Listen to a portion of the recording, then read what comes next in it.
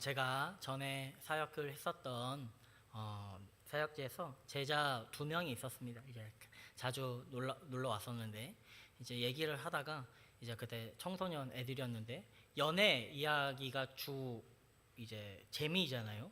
그래서 연애 이야기를 막 하고 있는 거예요. 하고 있다가 한 친구가 막 부끄러워하면서 이런 얘기를 하더라고요. 이제 성경을 이제 또 생각을 하면서 말씀을 생각하면서 이제 둘이 아니요 한 몸이네 막 이렇게 이런 얘기를 하더라고요.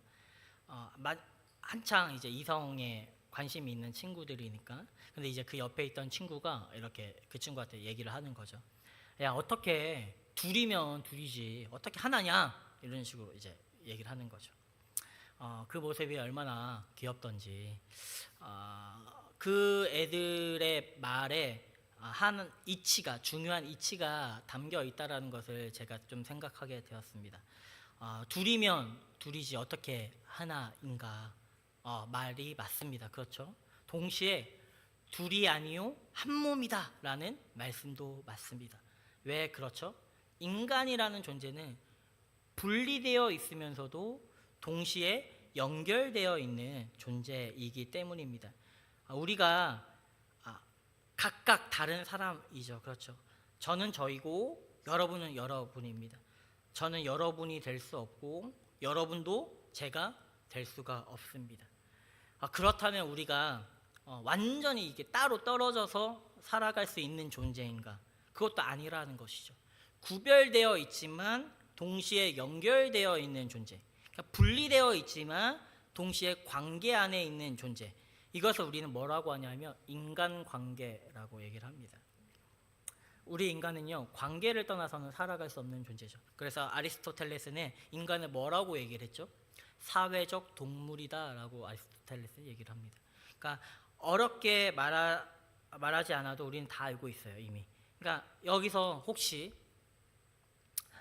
저는 부모 없이 혼자서 이 세상 가운데 태어났습니다 하시는 분 계신가요? 아무도 없으시죠. 그렇죠. 여러분 우리는 이미 태어날 때부터 뭐죠? 혼자서는 태어날 수 없는 존재죠. 누군가 연결되어 있는 관계에 맺어져 있는 존재입니다. 태어날 때부터 부모님이라는 관계 안에 있었고 그 관계 속에서 자랐고 또 그 관계 가운데 우리는 지금도 살아가고 있습니다. 그런데 요즘의 시대는 어떤 시대인가라고 얘기를 하면요, 시대는 우리 가운데 계속 얘기를 하죠. 나는 나야. 나는 나야. 내가 원하는 게 나야. 내가 느끼는 게 나야. 내 마음대로 살아야 진짜 나야. 그래서 이 시대는 나라는 존재가 독립적인 존재로 만듭니다. 마치 타자 없이 관계 없이 그리고 누군가에게도 속하지 않고 완전한 독립된 자아인 것처럼 그런 존재를 그런 사람과 상관없이 속하지 않고 관계없이 진짜 나 자신을 찾을 수 있는 것처럼 세상은 얘기를 하고 있는 것이죠. 주 안에 계신 여러분 정말 그렇습니까? 그러니까 관계를 제거했을 때 여러분 주변에 하나하나 제거하니까 비로소 남아있는 게 나다라고 할 수 있을까요? 한 명 한 명 다 없애고 나니까 진정한 나를 찾았다라고 할 수 있을까요? 프랑스 철학자 폴 리케르라는 사람은요, 타자로서 자기 자신이라는 책에서요 이런 얘기를 합니다. 한 사람의 자아됨은 너무나 깊이 타자성을 품고 있어서 타자 없이는 그 사람 자신을 생각할 수 없다라고 얘기를 해요. 그러니까 좀 말이 어렵죠. 쉽게 말하면 나는 나 혼자만으로 나 자신을 설명할 수 없다라는 것이죠. 그렇죠. 나는 나야라고 말하고 싶지만 사실 내가 누구인지를 설명하려고 한다면 반드시 누군가의 관계 가운데서 얘기가 되어져야 된다라는 것입니다. 예를 들어서 스파이더맨 브랜드 뉴데이가 최근에 개봉을 했는데 보시나요 혹시 스파이더맨을? 스포까지는 아니시니까 너무 긴장하지 마시고. 제가 스파이더맨을 봤는데 이제 전 영화에서 이제 자기가 사랑하는 사람, 그러니까 자기가 연결되어 있는 사람들이 스파이더맨에 대한 기억을 다 잃어요. 다 잃습니다. 그것도 위험해지죠. 그래서 스파이더맨이 이제 그들이 위험하니까 이제 관계를 끊고 살아갑니다. 사랑하는 연인과 친구, 수많은 사람들, 그들은 그들을 기억 못하고요. 이번 영화에서는요, 스파이더맨이 그렇게 몇 년 동안 사랑하는 사람들은 자기를 기억 못하고 자기는 이제 혼자 이렇게 살아가죠. 근데 스파이더맨이 혼자 이제 살아가면서 점점 거미화됩니다. 그러니까 이 안에 있었던 거미 세포가 점점 깨어나면서 거미화 돼 가는 거죠. 왜 그런가였을 때 그 전까지는 친구와 사랑하는 사람들이 있었어요. 그렇기 때문에 그들과의 관계 가운데 그 안에 인간이라는 그 인격이 계속 있었던 것이죠. 그런데 그 사람들과의 관계를 끊어내자 그 안에 있었던 인간의 존재라는 것이 관계가 없자 사라지는 거죠. 누군가의 스파이더맨, 누군가의 사랑하는 사람. 이게 점점 자신이 없어지는 거죠. 그러면서 그 안에 있었던 거미의 DNA가 더 커지게 돼요. 그러면서 인간됨을 조금씩 잃어가는 그런 내용이 나옵니다. 여러분, 우리도 마찬가지죠. 우리는요, 누군가의 자녀이고요, 누군가의 친구이고요, 누군가의 형제와 자매입니다. 혼자 떨어지면 마치 나라는 존재가 더 좋아질 것 같고 더 명확해질 것 같은데 우리는요, 혼자일 수 없습니다. 혼자 떨어져 있는 나가 아니라 누군가 함께 울고 웃고 상처받기도 하고 사랑하기도 하고 영향을 주고받으며 살아가고 있는 그게 나라는 것이죠. 그러니까 관계가 나라는 존재를 없애는 것이 아니라 오히려 바른 관계는 내가 누구인지를 더 분명하게 드러내게 한다라는 것입니다. 결국 내가 나일 수 있는 것은 누군가의 관계가 없기 때문이 아니라 내가 독립해서가 아니라 다른 누군가와 연결됨으로 나라는 사람이 세워진다라는 것입니다. 그런데 이제 관계에서 그럼에도 불구하고 정말 중요한 게 있습니다. 뭐냐면 관계에 뭐가 필요하냐면 경계가 필요하다는 거예요. 그러니까 경계가 없으면 분리가 있을 수 없죠. 그렇죠. 그리고 분리가 없으면 연결도 없는 겁니다. 그러니까 내가 누구인지 분명하지 않으면 다른 사람과 바르게 관계를 맺어낼 수 없다라는 것이죠.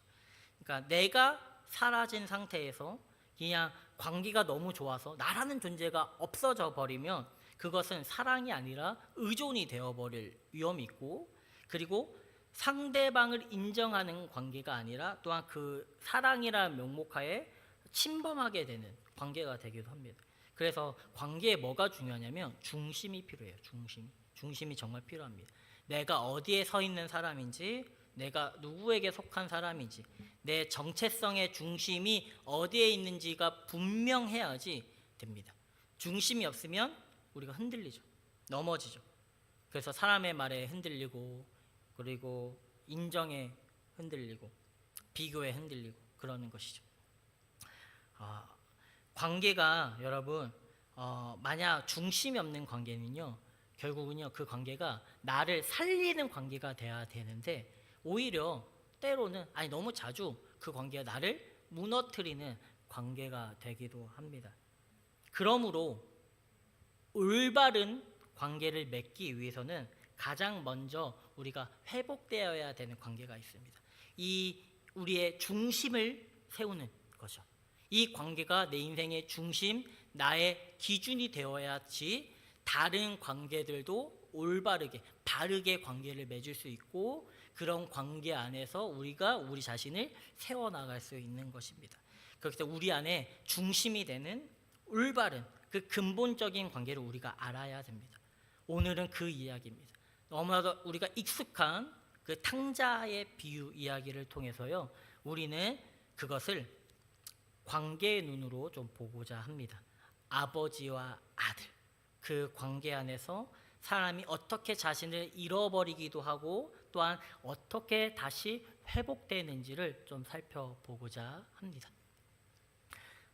오늘 본문에 두 명이 나오죠. 누가 나오죠? 어떤 사람과 둘째 아들, 두 아들이 있는데 둘째 아들이 오늘은 주죠. 이제 근데 이 어떤 사람은 부자였던 것 같아요. 부자였던 것 같습니다. 이제 저는 아버지께 뭘 달라고 할 수는 없는데 이제 아버지가 워낙 부자니까 어떤 사람이 이 둘째가 아버지께 찾아갑니다. 그리고서는 아버지께 12절에 보면요 이렇게 얘기합니다.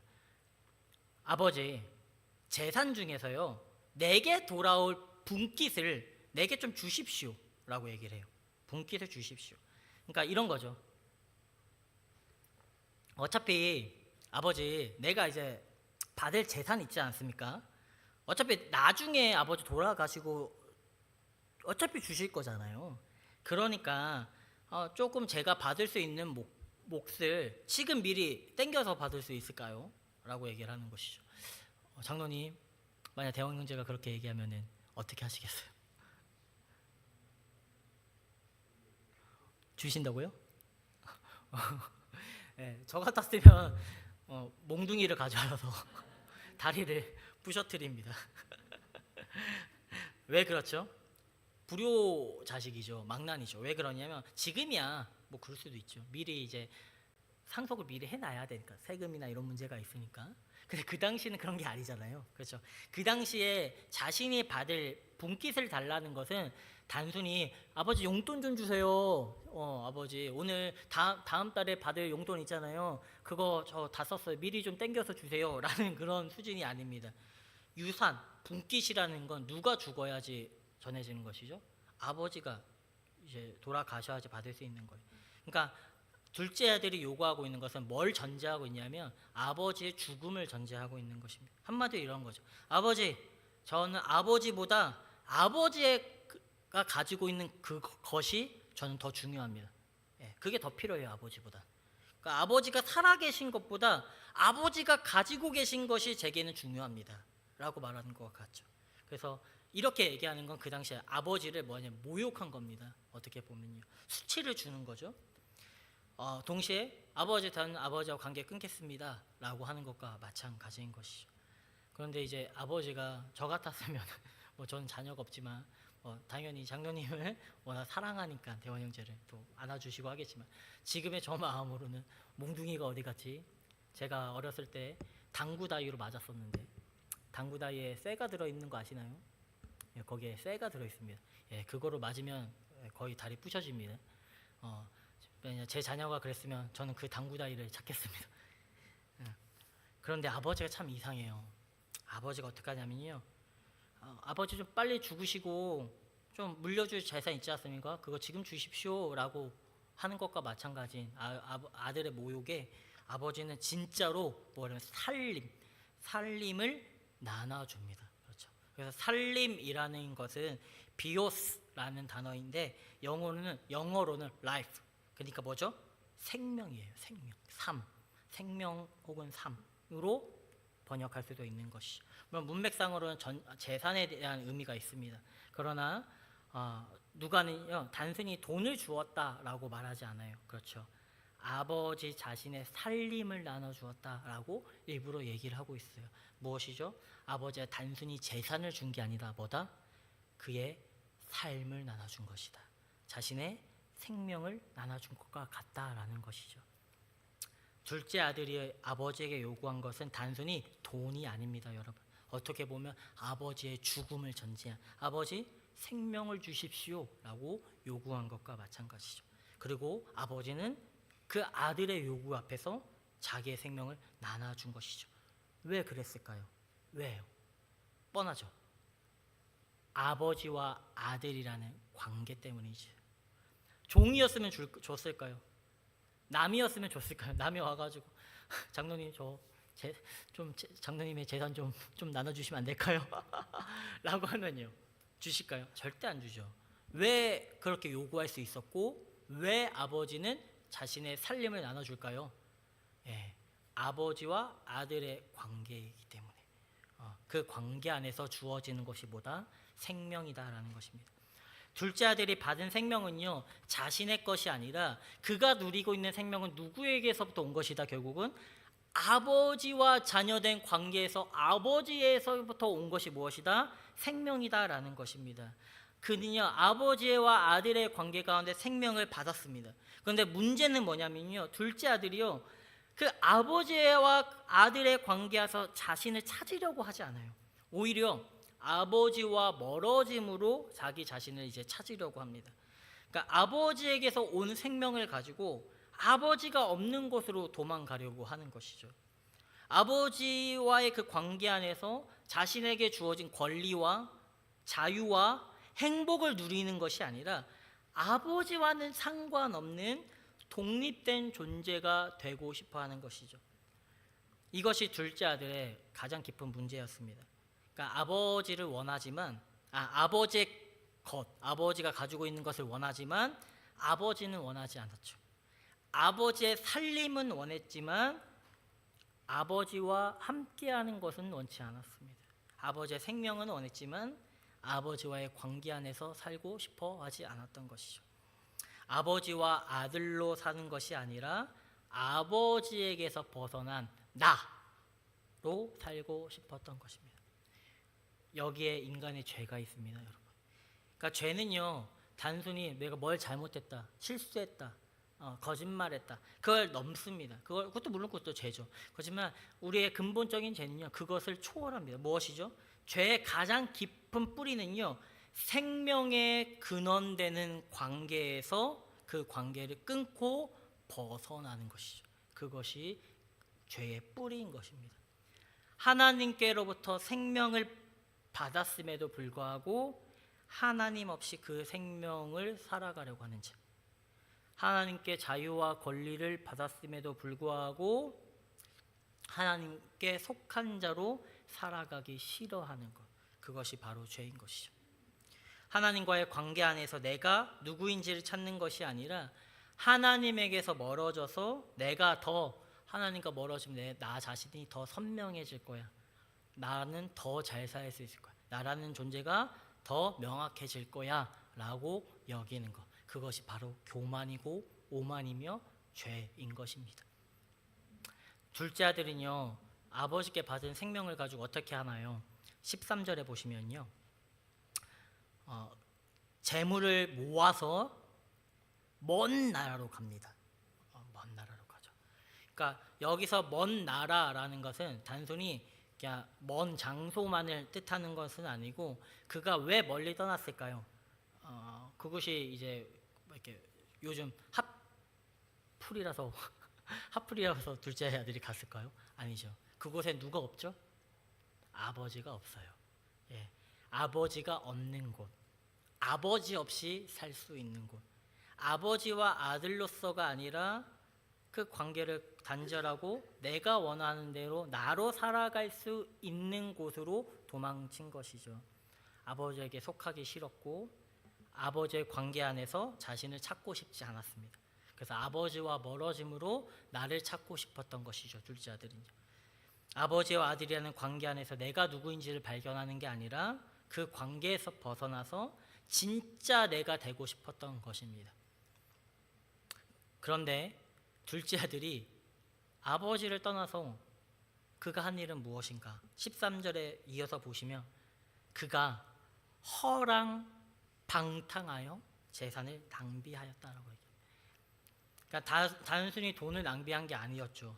아버지와 아들의 관계에서 아버지가 준 것은 실제로 뭐라고요? 뭐와 같다고요? 생명이라는, 삶을 나눠준 것입니다. 그러니까 그가 그 아버지와 아들의 관계에서 누리고 있었던 그 주신 그 생명을 소비하고 있었다, 소진하고 있었다, 자신을 위해서 흩어버리고 있었다라는 것입니다. 그러니까 둘째 아들은 그렇게 생각했을 것입니다. 그러니까 아버지에게 받은 것들 가지고 이제 멀리 떠났으니까 이제 내 인생을 내 마음대로 살 수 있겠다. 이제 벗어났으니까 내 인생 진짜 아버지 밑에 있었으면 맨날 속박받고 일해야 하고 뭘 하고 저거 하라고 하고, 그거 안 하면 또 순조 안 했다고 뭐라고 하고 또 혼나는 거 같고, 이제 아버지에 벗어났어요. 내 삶은 더 자유로워지고 더 독립적으로 되고 더 내 삶이 더 선명해질 것 같아. 그렇게 될 것만 같았죠. 그래서 실제로 어떻게 되냐면 아버지와 멀어지자마자 그의 인생은 허랑방탕해집니다. 현재 내가 누릴 수 있는 쾌락, 만족을 위해서 어떻게 하죠? 자신을 낭비하는 것이죠. 자신의 삶을 낭비하는 것이죠. 자신의 생명을 낭비하고 있는 것이죠. 아버지와 관계 속에서 주어졌던 그 생명, 내가 받아 누렸던 그 생명을 이제는 아버지 없이 살아가려고 하니까 나의 욕망을 위해서 채우는 그 생명이, 나의 삶이 욕망을 채우는 재료가 되어버린 것입니다. 그 결과 둘째 아들은 궁핍해집니다. 궁핍. 그것도 다 소진해버리죠. 아버지와 관계를 떠나서 내 삶이 더 풍족해질 것 같다라고 했는데 오히려 더 비어져 버린 것이죠. 멀어지면 나 자신을 찾을 수 있을 것 같았는데 오히려 나 자신을 잊어버리게 된 것입니다. 결국 어떻게 되냐면 15절 16절입니다. 그가 가서 그 나라 백성 중 한 사람에게 붙여 사니 그가 그를 들러 보내어 돼지를 치게 하였는데 그가 돼지 먹는 쥐염 열매를 배를 채우고자 하되 주는 자가 없는지라. 아버지에게서 벗어나서 나 자신이 되고 싶었죠. 내 삶을 자유롭게 살고자 했던 아들이 결국은 아버지를 멀리 떠나서 어떻게 되나요? 누군가에게 붙들리는 존재가 되어버린 것이죠. 아버지의 아들로 살기 싫어서 떠났는데 누군가 혹은 다른 무언가에 종속되어 버린 것입니다. 아버지 집에서는 생명을 누리던 아들이었는데 이제 먼 나라 와서는 어떻게 됐죠? 돼지를 치는 자에 불과해져 버린 것이죠. 유대인들에게는 돼지라는 것은 부정한 짐승입니다. 그러니까 무슨 소리냐? 돼지를 친다라는 건 무슨 의미예요? 결국은 그냥 단순히 이 사람이 직업을 얻었다가 아니에요. 이 사람의 존엄성이 사라졌다. 정체성이 완전히 무너졌다. 부정한 존재가 되었다라고 얘기를 한 거와 마찬가지입니다. 심지어 돼지가 먹는 쥐염 열매조차 마음대로 못 먹어요. 뭐죠? 아버지와 아들의 관계 가운데서 생명을 누리던 그 귀한 아들이 아버지를 떠나자 나 자신을 찾고 싶어서 아버지를 떠났는데 결국은 어떻게 됐다? 돼지보다 못한 존재가 되었다.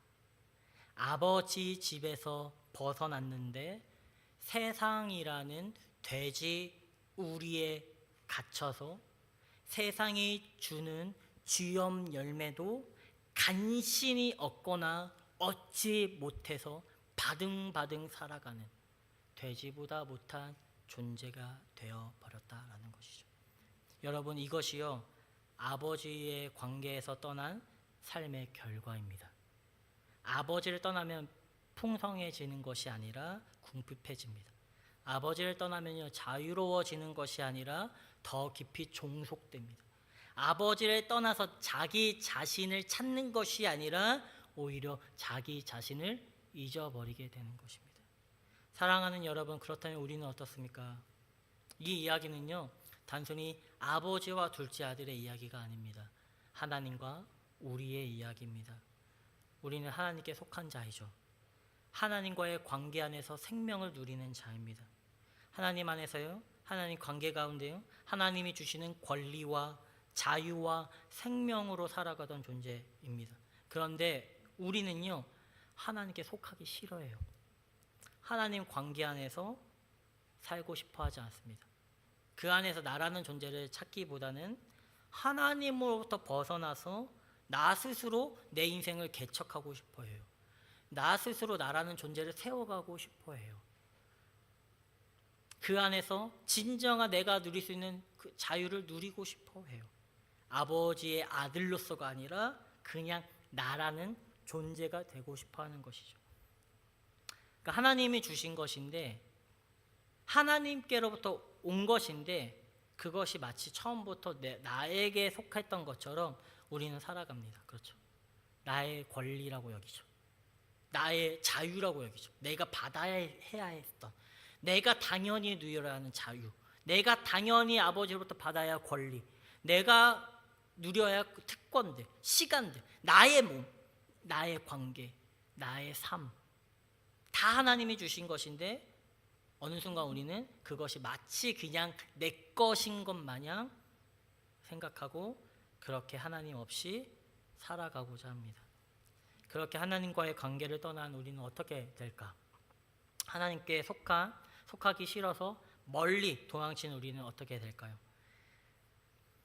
우리는요 하나님과 멀리 떨어져서 최대한 멀리 세상을 향해 나아갑니다. 그렇죠. 그래서 우리는 이 세상 속에서 하나님이 주신 생명을 가지고 하나님 없이 사용하고 싶어 하죠. 하나님이 주신 시간인데 그 시간을 가지고 그냥 하나님 없이 그냥 내가 하고 싶은 것들을 하고 살고 싶어 합니다. 하나님이 주신 자유인데 그것으로 하나님을 지워버립니다. 하나님이 주신 관계인데 그 관계를 통해 내 욕망을 채우려고 합니다. 결국 하나님 없는 삶은요 하나님이 주신 그 생명을 어떻게 하죠? 계속 낭비하는 삶이 되어가는 것이죠. 그 결과 우리의 삶이요 궁핍해집니다.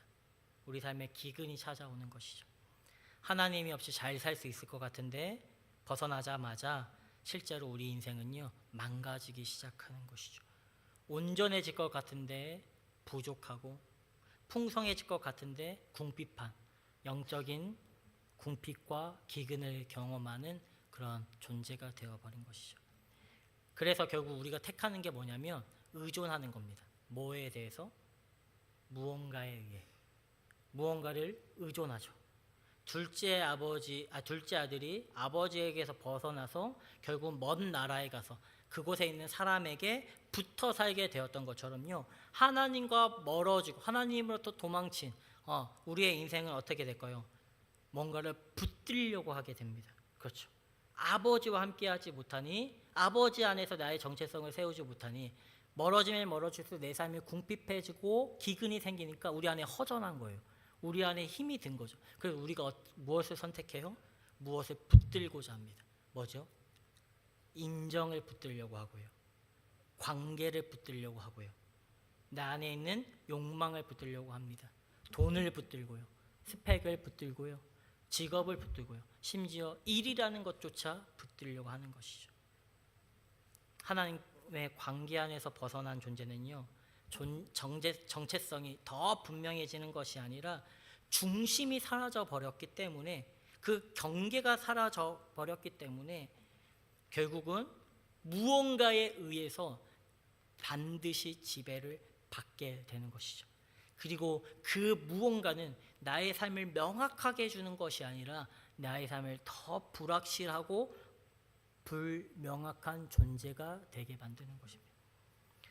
주 안에 계신 여러분, 하나님에게서 벗어난 우리는요 자기 자신을 잊어버리게 됩니다. 하나님과의 관계에서 멀리 떨어져서 살고자 하는 자는요 결국 반드시 잘못된 관계를 형성하게 되어 있어요. 그래서 그 관계는요 우리를 더 깊이 종속시키고 우리의 삶이 아버지와 아들의 관계에서 누리던 그 풍족한 삶이 아니라 돼지보다 못한 삶으로 만들어 버리는 것이죠. 그래서 내가 하나님의 자녀인지 세상이라는 우리 안에 살아가고 있는 그냥 길러지고 있는 이 구조와 세상이 만들어 놓은 그 틀 안에서 그냥 주는 거 먹고 살아가는 단순한 반복하는 그런 돼지인지 그것도 분별하지 못하게 만들어 버리는 것이죠.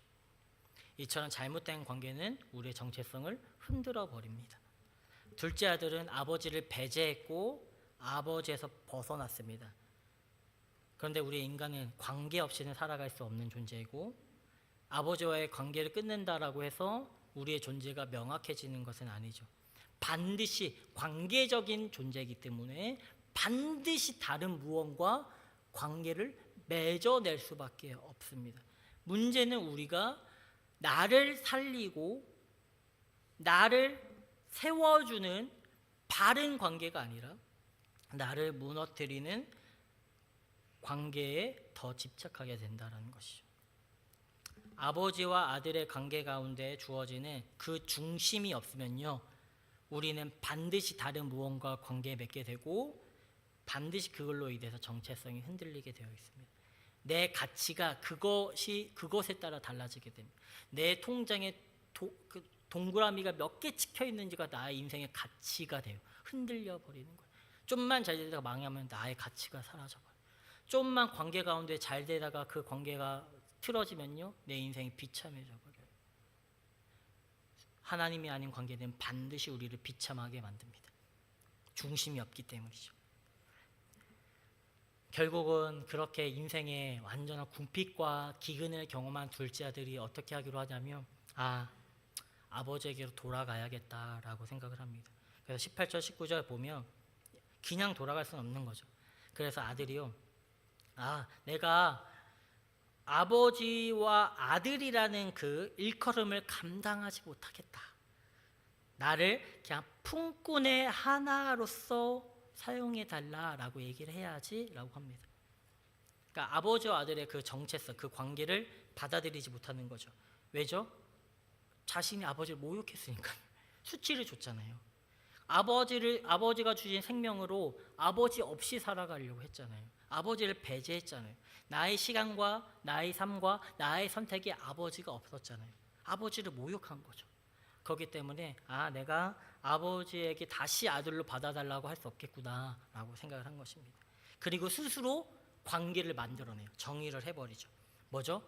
아버지와 아들이 아닌 주인과 품꾼의 관계. 더 이상 저는 아들이 아닙니다. 품꾼 중 하나로 여겨주십시오. 주 안에 계신 여러분, 이것이 죄의 흔적입니다. 죄는요, 단지 하나님과 우리를 멀리 떨어지게 만드는 끝나는 것이 아니라, 죄는요, 우리가 돌아가려고 할 때도요, 우리가 자녀로 돌아오지 못하게 만듭니다. 무슨 소리냐면, 하나님 앞에 나아가면서도 나 자격이 없는데, 나 진짜 너무 망가졌는데, 나 진짜 이런 죄도 너무 많이 지었는데, 아버지와 아들 그냥 품꾼 정도 여겨달라고 해야겠다. 그러니까 스스로 자신을 낮추고, 마치 하나님과 나 자신의 관계를 아버지와 아들의 관계가 아닌 어떤 관계? 거래의 관계. 그렇죠. 주인과 종의 관계. 거래의 관계로 만들어버리는 것이죠. 그러나 하나님께서는 우리에게 그런 관계를 맺고 싶어 하지 않으십니다. 아들이 아버지에게로 이제 돌아갑니다. 그렇죠. 아버지가 계신 그 마을에 가까웠을 때 아들은 주저합니다. 계속 주저하죠. 아버지가 날 받아주실까? 혹시 나 아버지가 혼나는 거 아니야? 나 죽는 거 아닐까? 그곳에 내가 품꾼이 많은데, 아버지에게 사람이 많은데 내가 품꾼으로 그런 자리에 들어갈 수 있을까? 자리나 있을까? 공간이나 있을까? 두려웠던 것이, 모욕을 주었기 때문에, 받은 생명으로 낭비하였기 때문에, 아버지를 계속 거부했기 때문에, 그리고 나라는 존재가 지금 나를 돌아보니까 수많은 잘못된 관계 속에서 살아가면서 결국은 돼지보다 못한 존재가 되었기 때문에 아버지가 나 같은 돼지보다 못한 존재를 받아주시지 않을 거야. 아버지를 속이고 아버지에게 죄를 지은 나를 받아주시지 않을 거야 라고 생각할 수밖에 없게 되는 것이죠. 그런데 놀라운 것은 어떤 일이 일어납니까? 20절입니다. 이에 일어나서 아버지께로 돌아가니라. 아직도 거리가 먼데 아버지가 그를 보고 치근히 여겨 달려가 목을 안고 입을 맞추니. 그러니까 그 아들이 추저하고 있을 때요, 멀리서부터 누군가 이렇게 달려옵니다. 아버지와 아직 거리도 먼데 어디서 누군가 이렇게 자신을 향해 달려옵니다. 애절하게 뛰어옵니다. 누구입니까? 바로 아버지였습니다. 중요한 것은 거리가 먼데죠. 거리가 먼데. 아버지는 아들을 보고 있었습니다. 우연히 본 게 아니라는 것이죠. 둘째 아들이요, 아버지를 떠나 아버지로부터 멀어지기를 원했던, 그 멀어진 그 순간부터 아버지의 시선은요, 그 둘째 아들이 떠난 그곳을 향하여서 계속 고정되어 있었던 것이죠. 아들은 아버지와의 관계를 끊어내고 싶었지만 아버지는 한시도 그 아들을 놓아본 적이 없었다는 겁니다. 아들의 마음속에서는요, 아버지가 사라졌을지 몰라도요, 아버지의 마음속에는요, 한 번도 아들을 잊어본 적이 없었던 것입니다. 여기서 말하는 거리가 먼 데는요, 단순히 공간의 거리가 아니죠. 시간의 거리이자 관계의 거리이자 죄와 수치의 거리입니다. 아들은 아버지의 관계를 부정하고 먼 나라로 갔지만 아버지와 관계없는 시간과 공간을 살아가고자 했지만, 그래서 아버지와의 그 아들의 관계, 그 관계의 거리가 멀어졌지만, 그러나 아버지는 그 거리를 뚫고 달려오시는 것입니다. 아들이 자신의 관계 안으로 들어오지 못한다면 내가 달려가겠다는 것이죠. 아들은 주저하고 있지만 아버지는 주저하지 않습니다.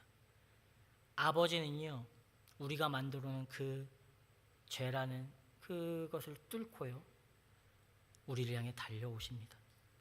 유대 문화에서는요, 나이가 든 사람이 달리는 것은 수치입니다. 왜 그렇죠? 그 긴 옷을 입고 있기 때문에 그걸 달리려면은 이렇게 들어야 돼요. 옷을 들어야 되는데 그러면은 이제 종아리나 다리가 보이는 것이죠. 그러면 그거는 수치였습니다. 그 당시 문화에서는요. 그러니까 자기 체면을 깎아먹는 것이죠. 맨 다리가 드러났기 때문에. 그런데 지금 오늘 아버지는 어떻게 하시죠? 그 수치를 감당하십니다. 그러니까 자기 체면보다 아들이 중요했기 때문에 그냥 수치를 피하는 것보다 자신이 아들을 품는 것이 더 중요했기 때문에 그래서 아들을 향해 달려가는 것이죠. 품고 입을 맞춥니다. 먼 세상에서요, 그냥 돼지같이 된 존재. 그냥 이제 스스로 나 자신을 품꾼이다라고 정의해버리는 그 아들을 향하여 아버지는 달려가서 다시 자신의 품 안에 안으시는 것이죠. 주 안에 계신 여러분, 우리는요, 하나님과의 관계에서 벗어나고자 했습니다.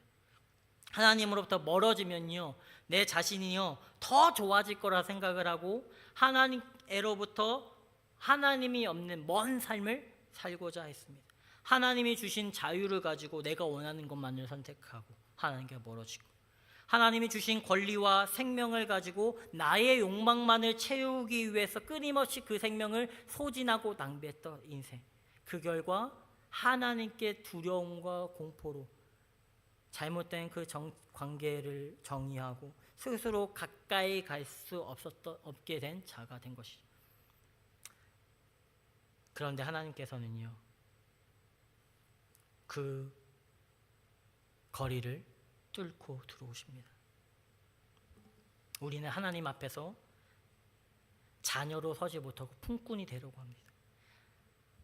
하나님, 내가 좀 더 열심히 하며 내가 괜찮은 사람이 되면, 내가 좀 더 이 세상 가운데서 쓸모있는 사람이 되면, 내가 이렇게 노력하고 착하게 살면요, 도덕적으로 살면요, 주님 다시 받아주실 거죠?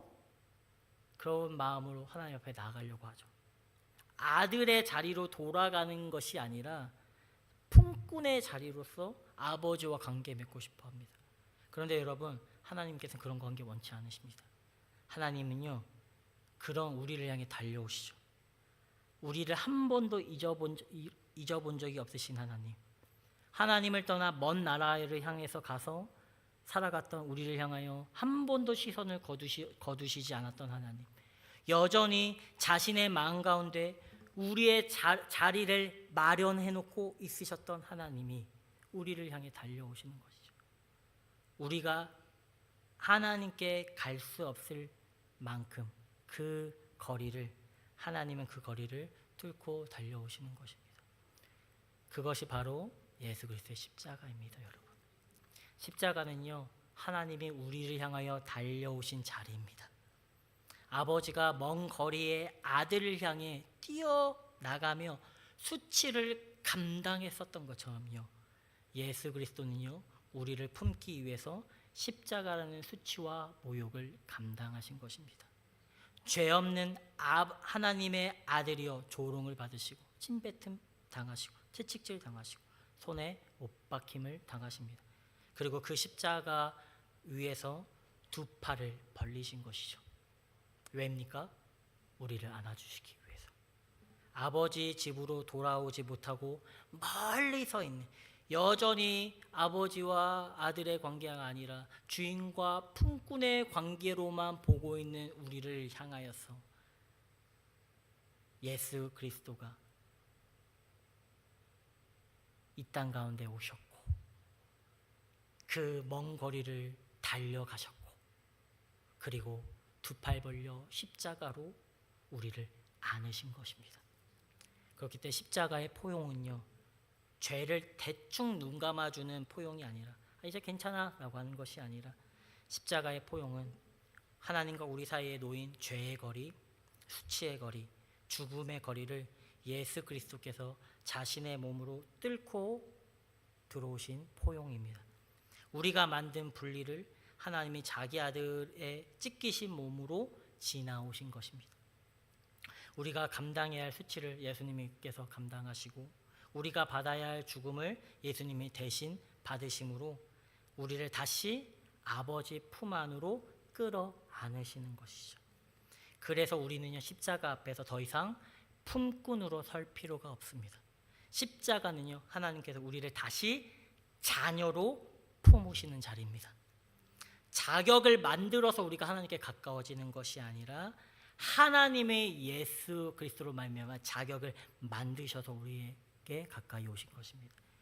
우리가 스스로 깨끗해져서 하나님 품 안에 안기는 것이 아니라 여전히 더럽고요, 냄새나고요, 여전히 무너진 우리를요, 하나님이 안아주시는 것이죠. 그 품 안에서 새로운 존재가 되게 하시는 것입니다. 사랑하는 여러분, 이것이 십자가의 포용입니다. 하나님이 예수 그리스도로 우리를 안으셨습니다. 십자가를 통하여 다시 우리를 그 관계 안으로 받아들이신 것입니다. 품꾼이 아니라 자녀의 자리로 죽었던 우리를 다시 살아난 생명으로 회복시키는 것입니다. 주 안에 계신 여러분, 아들은요, 아버지에게 얘기를 하죠. 저 이런 죄 때문에 아버지 품꾼으로 될 것 같아요. 그래서 아버지가 어떻게 하죠? 아니야, 바로 말을 끊고요. 어떻게 하죠? 신을 신기시고 반지를 끼우시고 새 옷을, 주인의 옷을 입히시는 것이죠. 뭐죠? 야, 넌 품꾼 아니야. 너 품꾼 아니야. 뭐죠? 너는 한 번도 내 자녀이지 않은 적이 없었어. 우리는 수많은 것들로 자녀됨을 증명하고 싶어 하지만 우리가 그런 걸로 증명할 수 있는 것이 아니죠. 누가 자녀됨을 증명시켜 주는 거죠? 아버지가 우리를 자녀됨을 증명해 주는 것입니다. 더러워졌던 그 옷을 벗기고 주 예수 그리스도의 옷으로 입혀주고 우리의 신을 벗기고 주님의 신으로 심겨주시다. 우리가 깨끗해서도 아니고 우리가 잘나서가 아니라 아버지가 그렇게 해주신 것입니다. 그러므로 주 안에 계신 여러분, 우리의 정체성은요, 바로 아버지와 아들의 관계에서 세워지는 것입니다. 내가 더 가지고 더 잘나고 더 노력하고 더 무엇을 얻고가 아니라 그것이 아무리 봐도 아버지와 멀어진다면요, 우리는 되지 못한 존재가 됩니다. 그러나 여전히 더럽고 부족하고 연약하고 여전히 죄로 말미암아 그냥 낭비된 인생이지만 주 앞에 나아갔을 때 하나님께서 우리를 안아주시고 주의 은혜로 덧입혀 주심으로 말미암아 주님께서 우리를 자녀된 정체성을 회복시켜 주시는 것이죠. 그 관계 안에서만 우리가 바른 정체성을 가질 수 있는 것입니다. 그러므로 주 안에 계신 여러분, 나와 하나님의 관계가 먼저 회복되어야 됩니다. 그 관계가 회복될 때 내가 누구인지가 회복됩니다. 그 정체성은 내가 스스로 만들 수 있는 것이 아닙니다. 성적, 외모, 인기, 수많은 부와 명예가요, 그런 것들이 나를 정의하는 것이 아닙니다. 오직 나는 하나님 안에서 참된 나를 찾아가게 되는 것입니다. 주 안에 계신 여러분, 그러므로 우리가 하나님 관계 안에서 참된 그 관계를 회복되는 한 주 되시기를 간절히 소망하겠습니다. 나와 하나님의 관계가 먼저 회복되십시오. 내가 하나님 안에서 내가 누구인지를 알 때 우리는 사람들에게, 다른 무언가에게, 돈에, 명예에, 성공에 집착하지 않을 수 있습니다.